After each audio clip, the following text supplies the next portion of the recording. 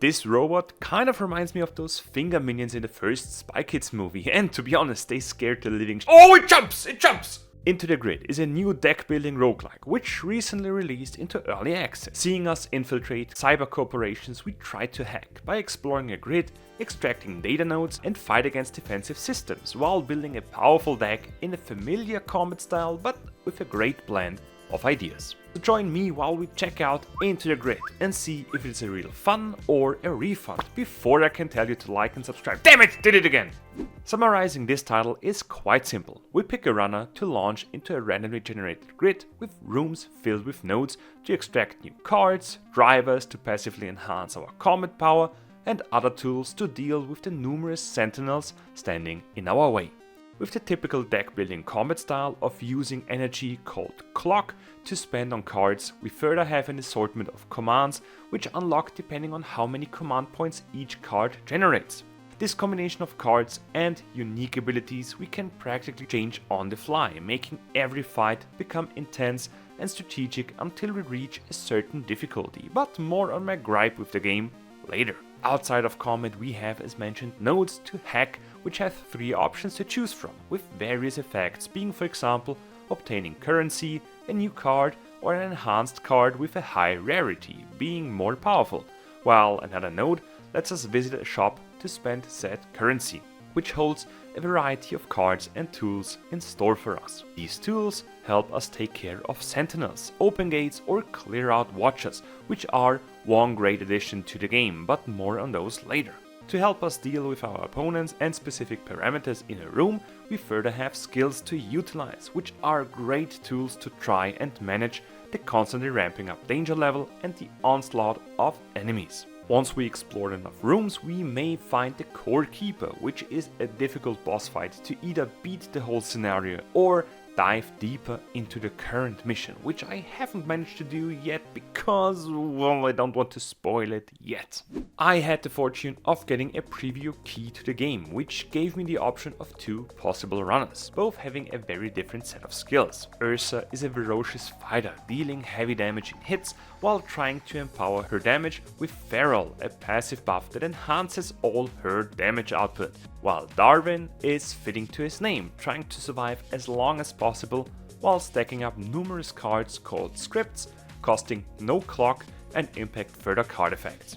Aesthetically, both show different movements on the map, which we navigate via mouse and can freely roam between rooms. To explore those, we have to get past doors. Each door has a different requirement to open up, with one unlocking only after we beat every sentinel or after using every node in the room, which is a high incentive anyway, if it wasn't for the already mentioned watchers. With each room having one program called a watcher, our hands are tied in some form or another, since those watchers increase the trace we gain every time we use a specific action. Trace is a dangerous tool of the defensive program, which at 10 stacks sees the danger level increase, making the enemies more powerful and often even spawns additional sentinels and locks already open doors we again have to get past. And these watchers are a pill to say the least, since one, for example, can impact a room by increasing the trace every time we use a node, while in the same room a door is only opening after we used every node, so this would be one hell of a combination. Another watcher sees us gain 2 traces instead of 1 every time we fight a sentinel, again with many doors unlocking only after we beat every sentinel. You see, those watchers are a handful and a great way to incentivize us to lay out a strategy on how we can avoid them. Only spend the bare minimum of time in a room or even go around it if necessary and possible. Thankfully, we sometimes loot tools which can help us out immensely, with gate breakers for example, opening a door even if we don't fulfill the requirements, or another tool can even nullify a whole watcher. This way we can easily and calmly pick up every node, each giving us a 3-choice option to make our runner more powerful with new cards, passive boons or upgraded cards for higher damage or defensive numbers. Furthermore, this way we can take on sentinels undisturbed and stack up on currencies to spend in a shop or for more beneficial nodes. Every time we engage with a sentinel, we draw cards, spend our clock on the various skills and try to negate the incoming damage with barrier or destroy the numerous add-ons of the sentinels to make the fight easier. The 3 commands we can use during a fight are another option to help us out during combat, with each card giving us command points we can spend on said commands. One lets us recharge clock for more actions during a turn, or another lets us take a card we've already played to use them again in the same turn. Powerful actions, I tell you.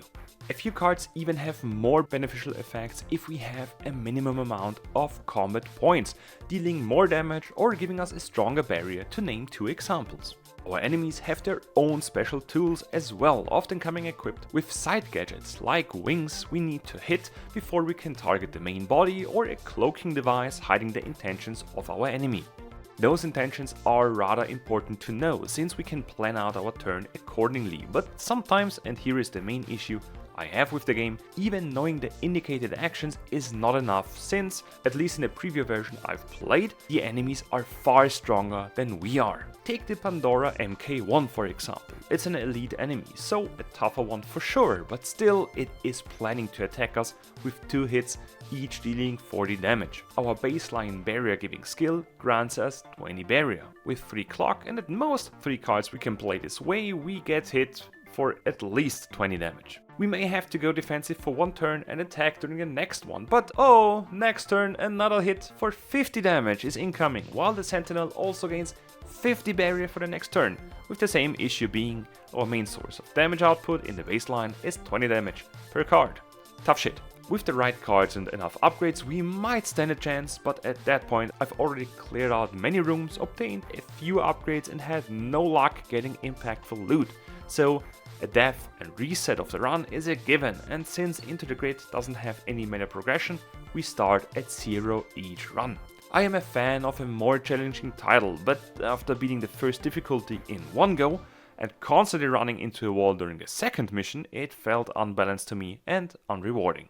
Long rant aside, let's wrap this up comparing all the positives and negatives. With a great combat design and clever ideas blended well together, I especially enjoyed navigating the grid itself, passing sentinels, strategize on which node to extract, and deal with the ramping up danger level in clever ways. The setting itself is another big plus, while the missions however didn't feel distinctive enough from each other on the visual side.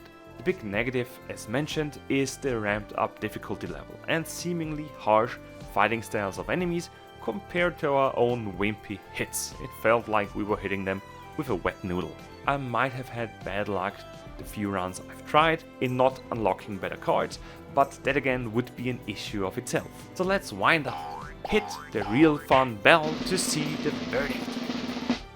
And would you agree with that verdict? Let me know in the comments and don't forget to vacuum under the bed.